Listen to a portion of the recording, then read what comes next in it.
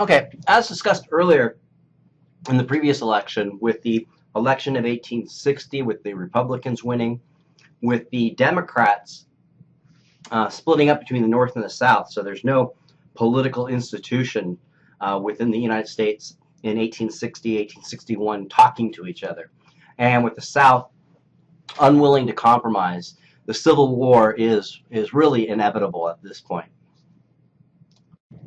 And so for purposes of discussing the problems of secession, the South needs to be understood in two parts, the Upper South and the Lower South. So the Upper South is consisting of Virginia, Arkansas, North Carolina, and Tennessee.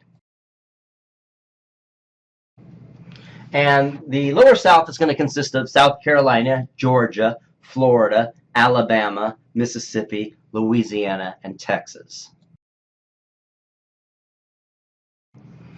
And the distinction between these two is when they secede. So the Upper South was willing to give Lincoln and the administration the benefit of the doubt, and they were just basically seeing what he was going to do with the Fort Sumter affair. In fact, many of the Upper South states voiced opposition to secession. But after the firing on Fort Sumter, the Upper South was drawn to the lower by ties of blood and determination to keep that region a, quote, white man's country. So as people got caught up in the events and the rhetoric of the time, they became determined to carry out their cause. So emotionalism played a major role in the events to come. Their emotional commitment was rationalized by the theory of state sovereignty or states' rights. So in the Lower South, the motives for secession were somewhat different than that of the Upper South. The states of the Lower South seceded as a result of a long series of dissatisfactions concerning the Northern attitude towards slavery, or the perception of the attitude towards slavery.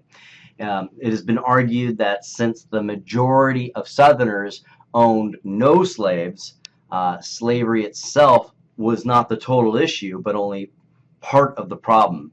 For the majority of Southerners, the social position of blacks in Southern society was the real underlining or hidden issue.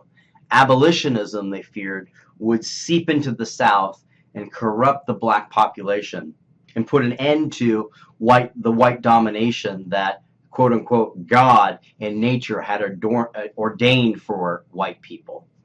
All right. Other than the black man and slavery, there was no mention in the Southern leaders' writings and speeches of any other cause. Protection against a high tariff had figured as a cause of the Confederate propaganda abroad, but it was not the major issue of the time of secession. The South had voted for the tariff in the past Congress in 1857, after all.